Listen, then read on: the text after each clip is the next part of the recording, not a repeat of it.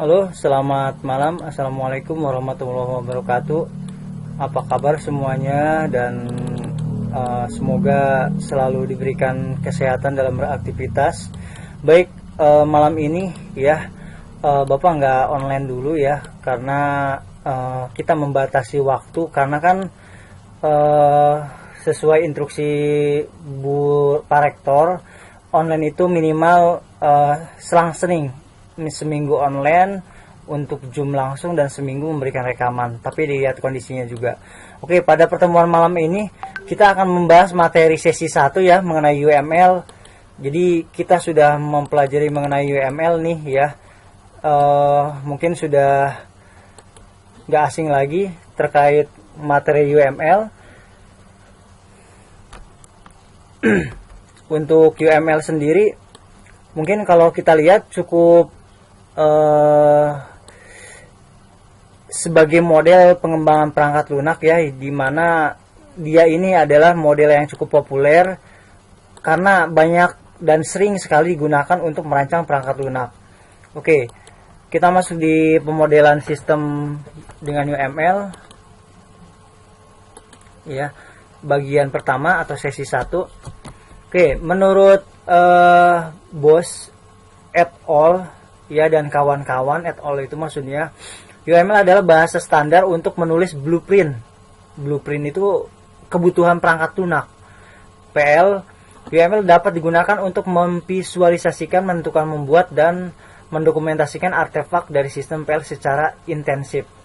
UML sesuai dengan sistem pemodelan mulai dari sistem informasi perusahaan, aplikasi berbasis web yang terdistribusi, bahkan sampai sistem real time.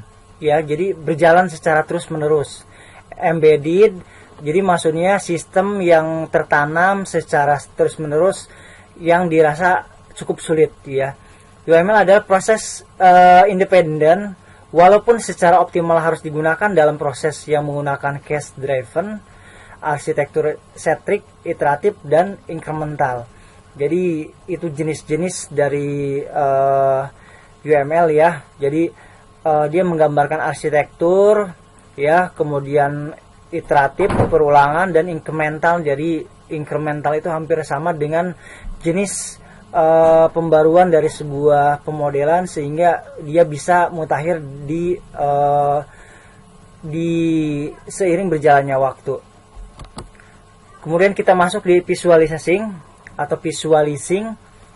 Beberapa hal dimodelkan secara tekstual atau dengan model grafis. Ya, jadi model grafis ini dalam bentuk gambar ya, ataupun kalau kita lihat use case itu bentuknya aktor berupa orang ya. Specifying, UML dapat membangun model yang tepat, tidak ambigu. Tidak ambigu itu maksudnya tidak meragukan, tapi jelas ya. Nah, dan lengkap. UML membahas spesifikasi semua keputusan analisis dari analisis ya, perancangan dan implementasi pada saat perancangan perangkat lunak diterapkan. Kemudian constructing itu hampir sama membangun pemrograman visual ya, mulai dari modelnya langsung terhubung ke berbagai bahasa pemrograman dan memungkinkan untuk memetakan ke bahasa pemrograman seperti Java, C++, dan Visual Basic.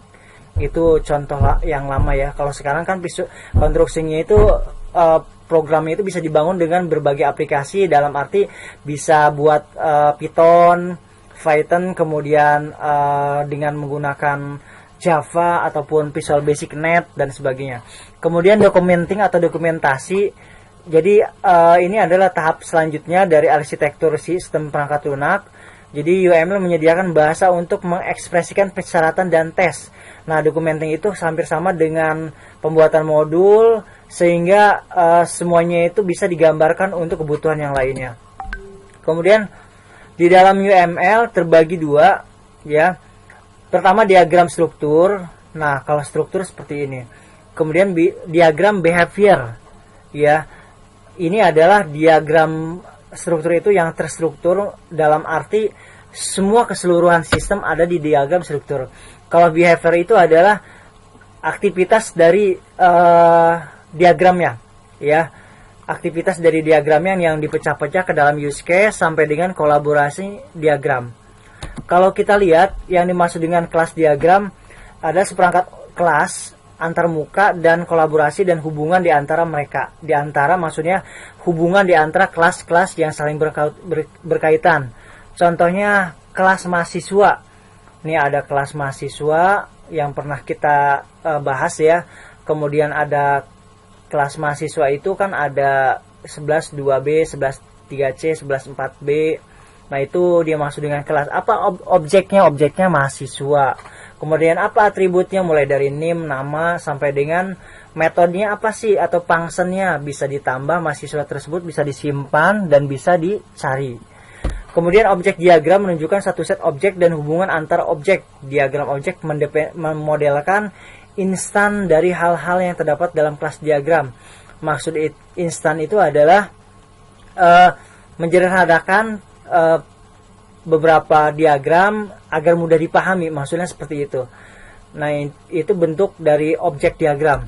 Kemudian komponen diagram menunjukkan organisasi dan ketergantungan antara sekumpulan komponen.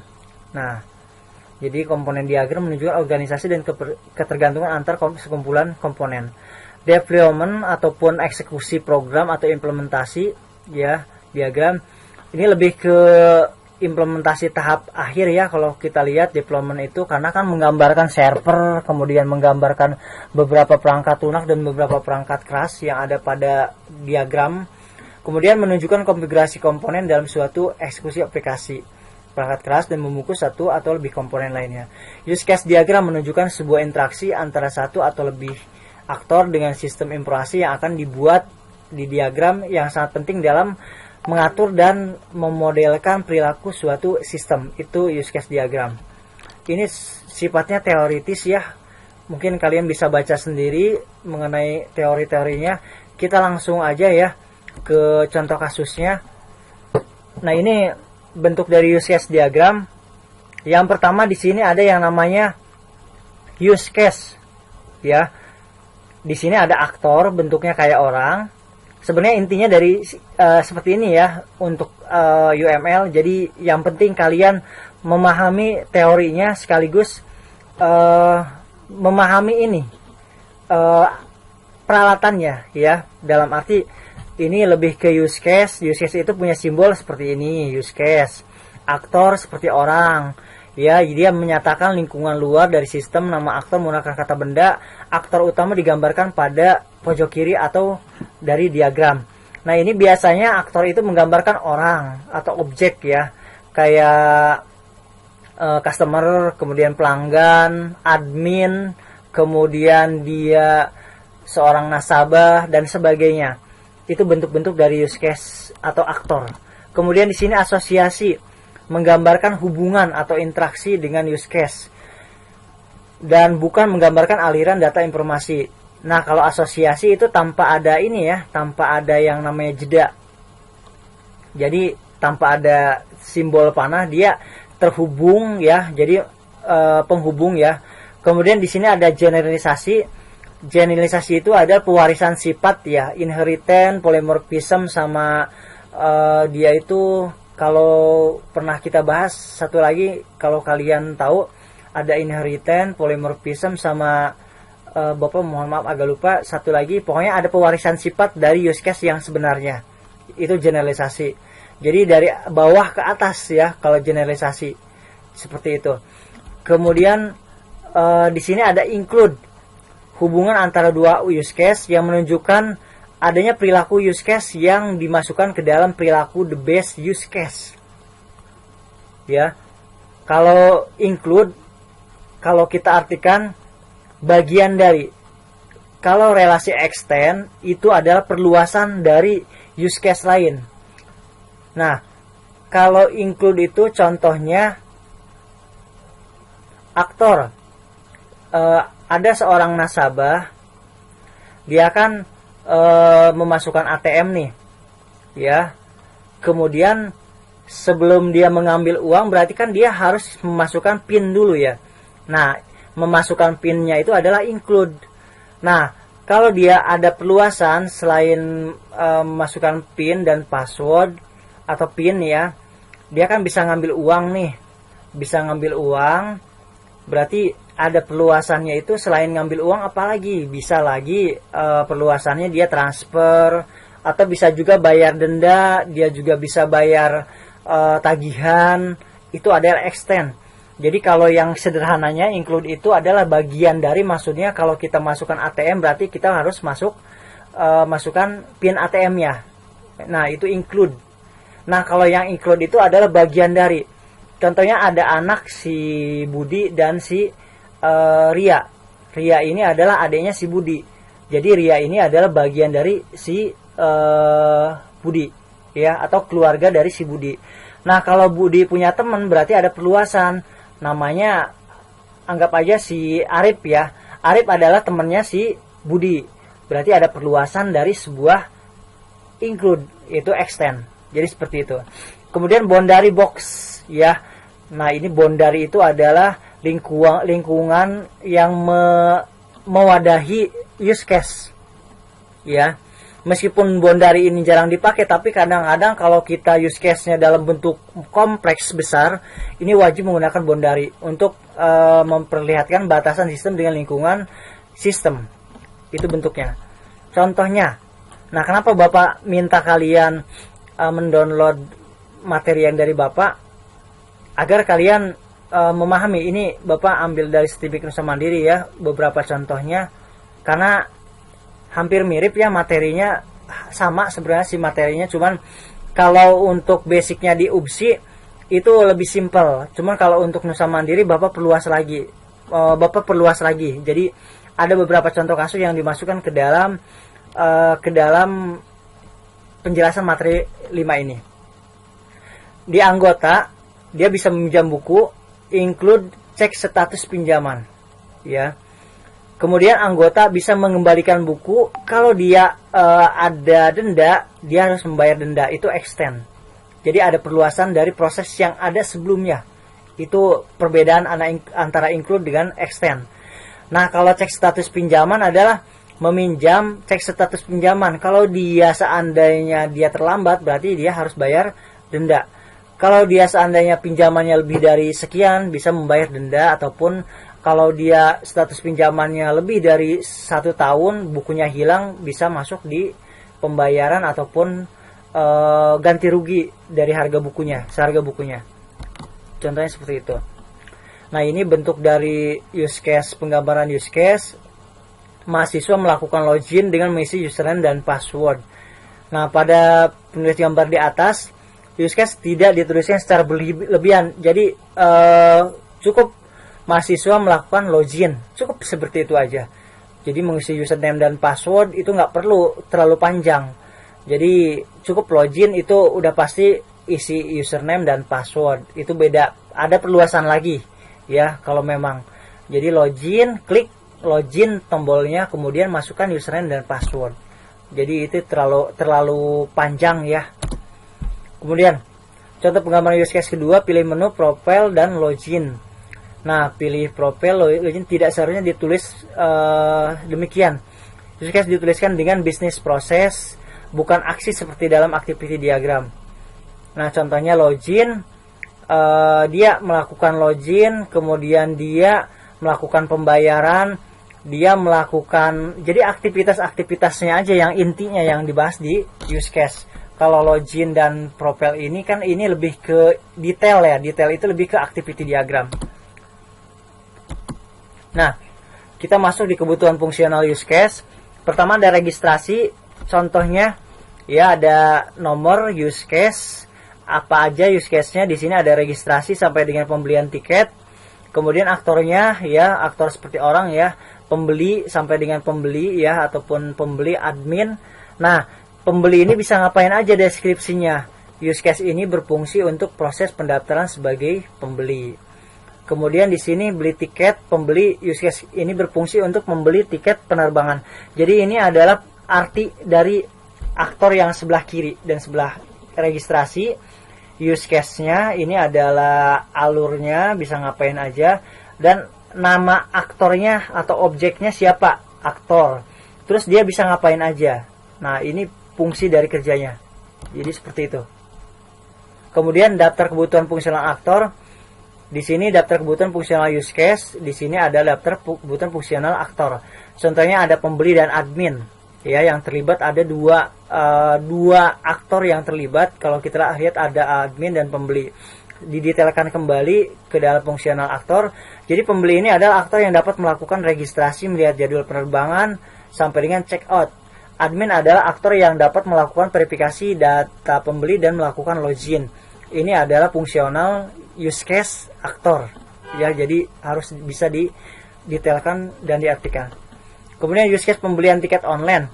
Pertama ada pembeli, pertama ada registrasi, dia include verifikasi data, ya.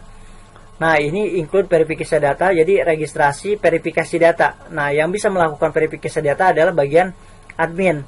Tapi untuk verifikasi data ini kan registrasi nih, kemudian dia save verifikasi data. Kalau datanya sudah lengkap, baru nanti admin akan ACC.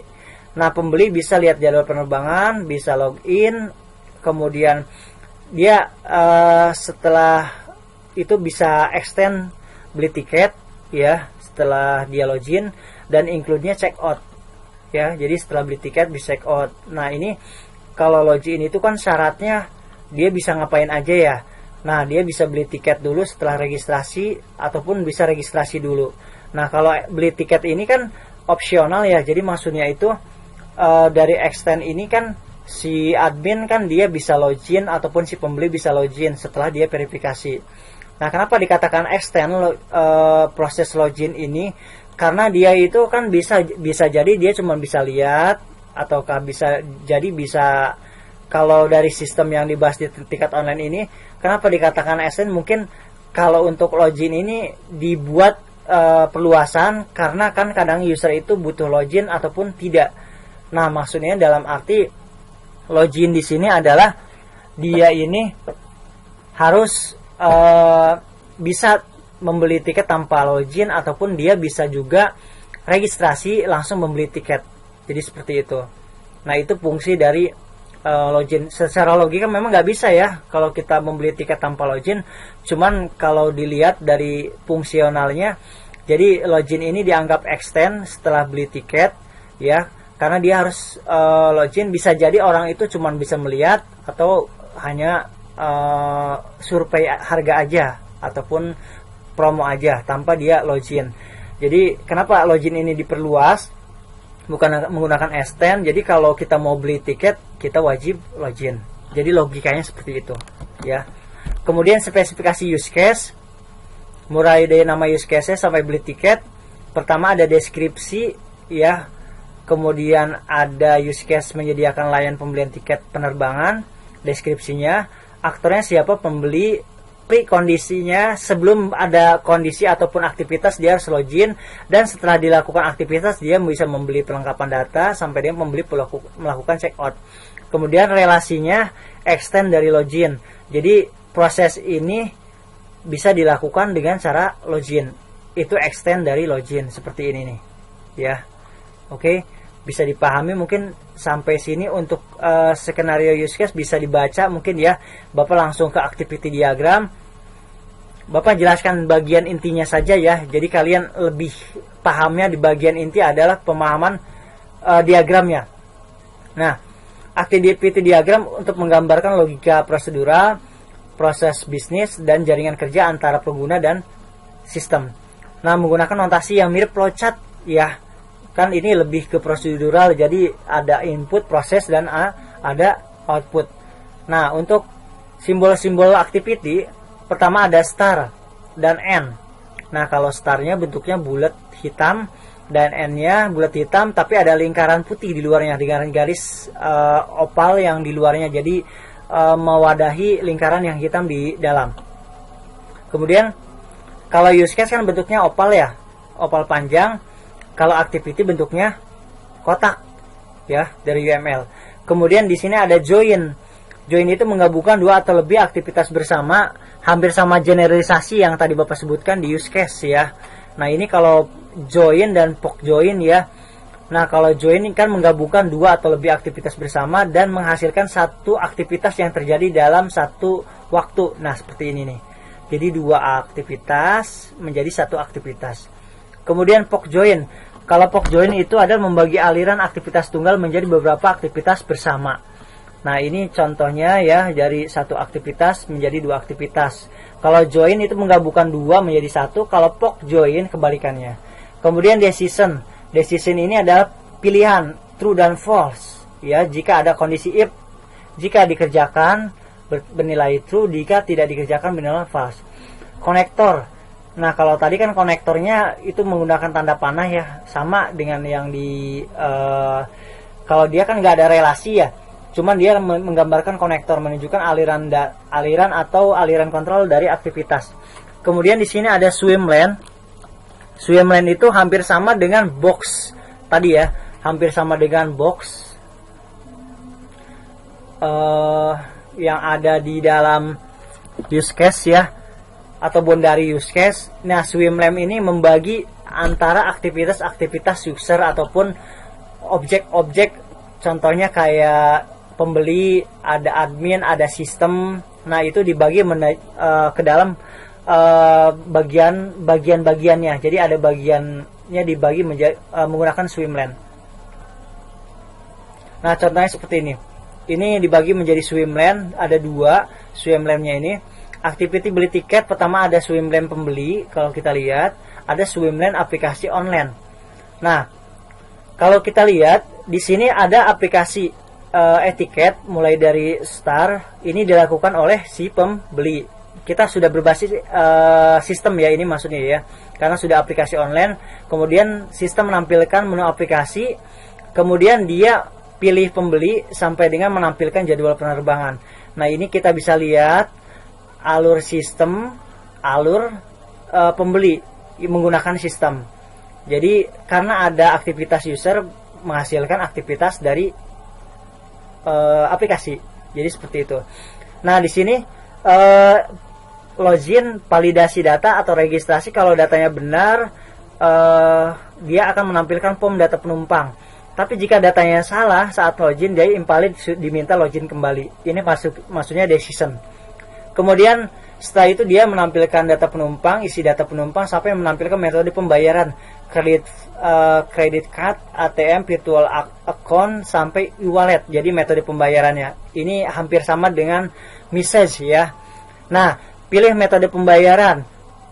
Tadi kalau kita lihat ada yang namanya join, itu adalah dua aktivitas menjadi satu aktivitas. Ada satu aktivitas menjadi dua aktivitas. Ini namanya POC join. Jadi membagi ke dalam dua bagian. Pertama dari metode pembayaran, dia menampilkan halaman checkout. Kalau ingin langsung checkout, bisa melakukan pembayaran. Tapi jika ingin mengirimkan notifikasi pemesanan tiket, ya kalau ada notifikasi, bisa notifikasi dulu, kemudian bisa melakukan pembayaran, baru melakukan checkout. Cuman di sini ada dua pilihan. Seharusnya sih kalau realnya itu dia mengirimkan verifikasi dari notifikasi dua email, baru dia check out ya. Nah, ini tergantung dari si pembuat sistem. Kalau logisnya sih seperti ini ya. Kemudian mengirimkan etiket yang berisi ke email, menerima etiket, dan selesai. Itu bentuk dari activity diagram. Kemudian kita masuk di sequence diagram. Nah, ini kalau dibilang kita materi borongan ya. Jadi kalian harus paham nih. Sequence diagram adalah menggambarkan interaksi antara objek di dalam dan di sekitar sistem, termasuk pengguna, display, dan sebagainya, berupa message yang digambarkan terhadap waktu. Ya, itu bentuknya.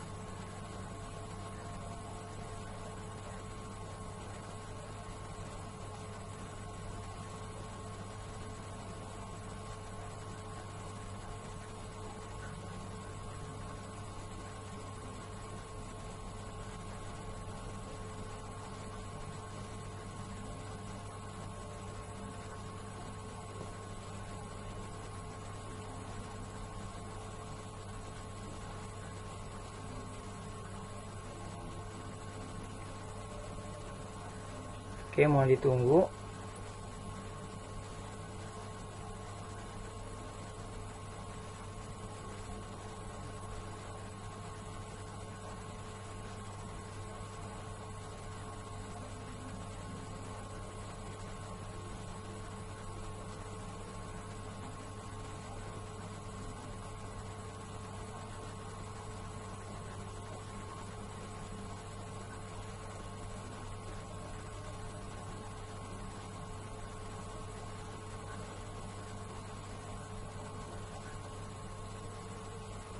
Oke, kita masuk di sequence diagram, menggambarkan interaksi yang difokuskan pada urutan pesan yang dipertukarkan.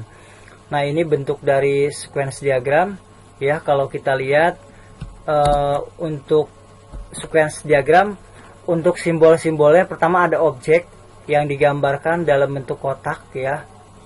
Kemudian aktor yang menggambarkan orang yang sedang berinteraksi dengan sistem. Kemudian di sini ada entity. Nah, ini yang Bapak akan tekankan ke kalian pada sequence karena kadang-kadang ketuker.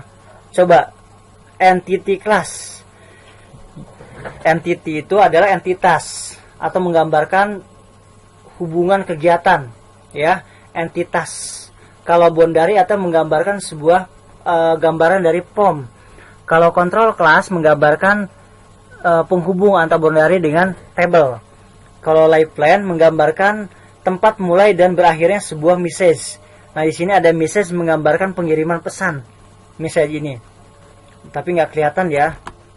Kalau untuk message ini seperti ini. Message itu kalau kita naikkan, mohon maaf. Mana ya gambarnya? Nah, ini message itu seperti tanda panah. Ya, kalau kita lihat. Oke.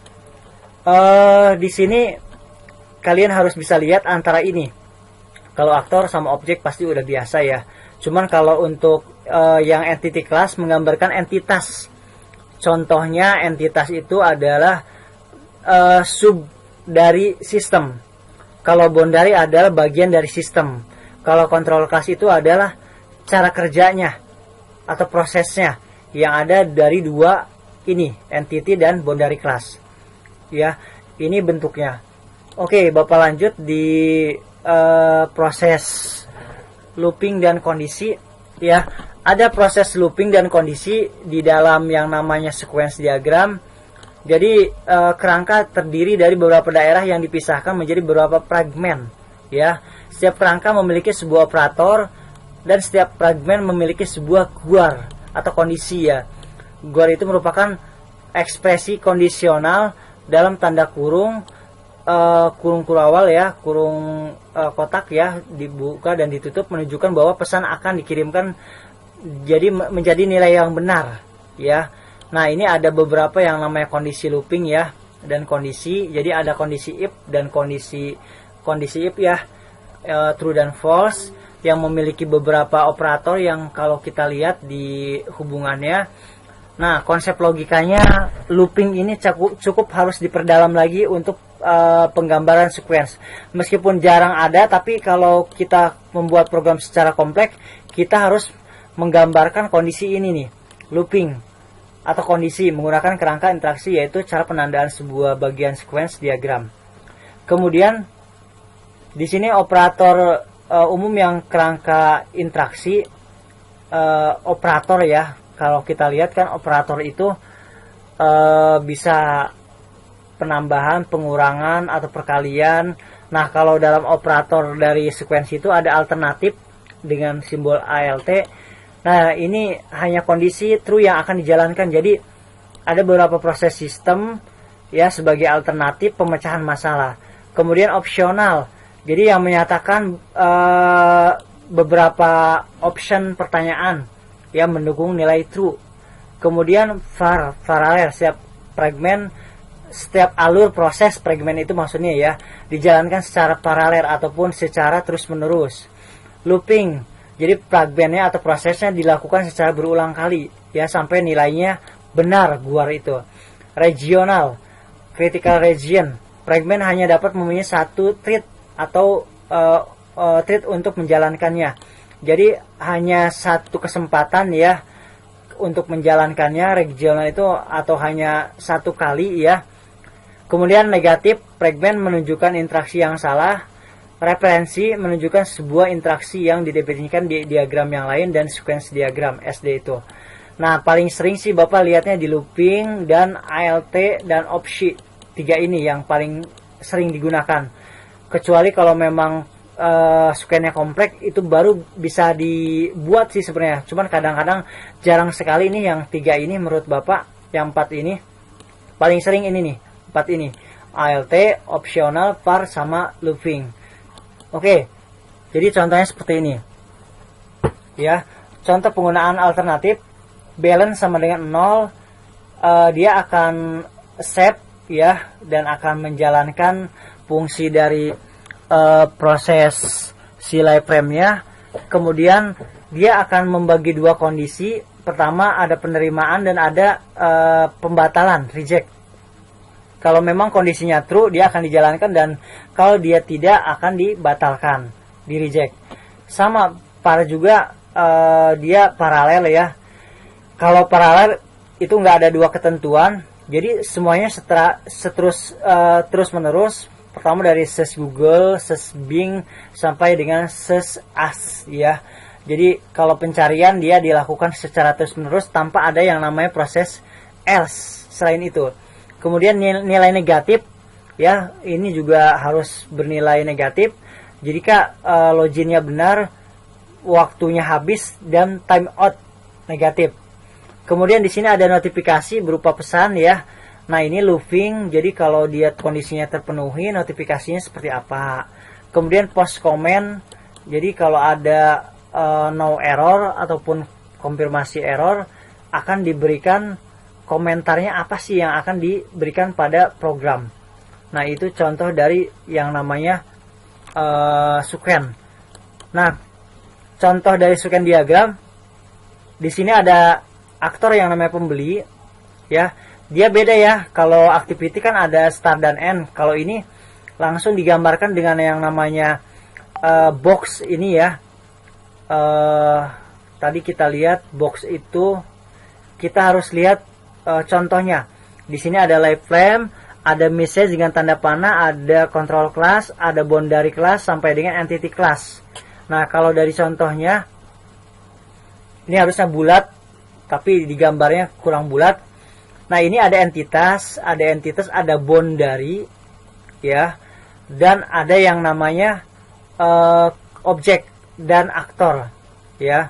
Nah kalau kita lihat di gambarnya lagi, entity class, ada boundary garis panah seperti ini, dan control class. Di sini nggak ada control class ya, hanya ada yang namanya boundary ya, boundary class, sampai dengan mohon maaf Bapak ketukarnya, entity class dan boundary class. Nah ini boundary-nya cuma ada 2 ya, dan entity class-nya ada 4. Kalau boundary itu contohnya gini, di sini kita mau login nih. Apa yang akan di login? Aplikasi etiket. Nah, di dalam aplikasi etiket itu kan harus ya ada yang namanya aktivitas ya. Dari aplikasi etiket itu bisa ngapain aja, bisa lihat jadwal penerbangan, bisa login, bisa check out. Nah, kalau untuk data penumpang, kenapa dikatakan program atau boundary?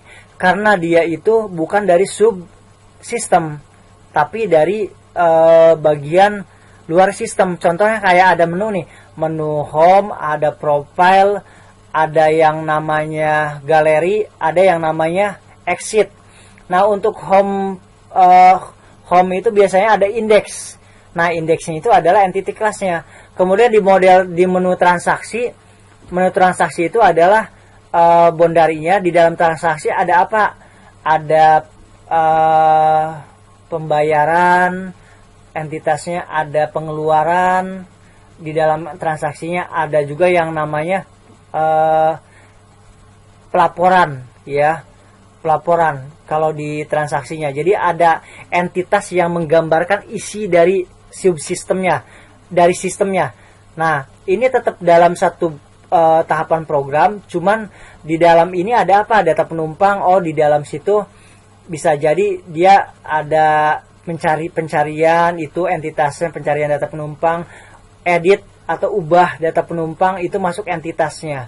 Jadi cara kerjanya bisa ngapain aja nih dari ketika dia mengklik data penumpang ataupun mengklik cara pembayaran. Bisa kan di dalam cara pembayaran bisa dia bisa cash ataupun kredit, ataupun dia bisa yang lain-lain ya. Ada 2 opsi dari cara pembayaran. Nah cash atau kredit itu disebut entitasnya. Kemudian ketika dia buka aplikasi etiket, dia akan menampilkan menu, lihat jadwal, sampai dengan sistem akan menampilkan jadwal. Kemudian untuk melihat jadwal penerbangan dia harus mengakses yang namanya entitas penerbangan, ya. Jadi selama sistem ini berkaitan, dia akan mengakses boundary ataupun entitas kelas yang ada di dalam sini, di dalam sequence. Diarahkan aja ketika dia akan mengakses pembayaran, berarti langsung akses pembayaran adanya di sisi sini, ya. Kalau ini kan digambarkan bertahap nih. Nah, ini kemudian data penumpang. Nah, ini kan login, loop, isi data. Nah, kenapa ada perulangan ataupun ada proses alternatif ya? Ini kan yang namanya box ini adalah frame-nya, lip frame-nya. Jadi lip frame ini adalah menggambarkan dari aktivitasnya ataupun sejauh apa sih aktivitasnya. Kalau dia cuman seperti ini, cuman pendek-pendek seperti ini, berarti ada aktivitas yang berhenti. Kemudian dia akan muncul aktivitas lain di bawah sini. Nah, dipotong. Kemudian dia ada aktivitas lagi segini. Jadi karena dia prosesnya cuma ada yang dipakai satu doang di loopingnya, berarti cukup satu aja, gak usah dipanjangin. Ini bisa dipanjangin, ini bisa nggak dipanjangin, tergantung dari aktivitasnya. Nah, untuk bentuknya di sini ada alternatif ya. Kenapa diberikan alternatif? Sebenarnya tergantung kita. Jadi di sini kan ada menu login nih. Dia kan ibaratnya baru bisa buka aplikasi, menampilkan menu, lihat jadwal, nah menampilkan halaman login.